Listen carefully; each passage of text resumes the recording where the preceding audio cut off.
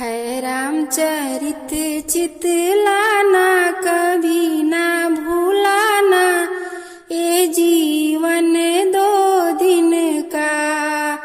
है रामचरित चितलाना, कभी ना भूलाना, ये जीवन दो दिन का।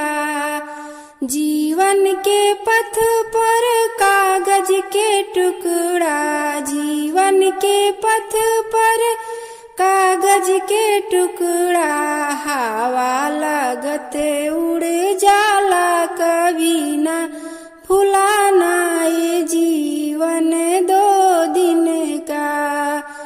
है रामचरित चितलाना, कभी ना भूलाना, ये जीवन दो दिन का।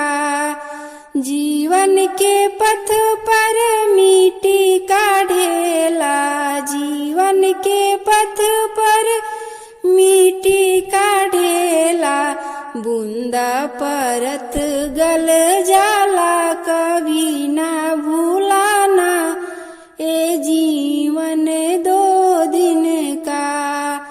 है रामचरित चितलाना,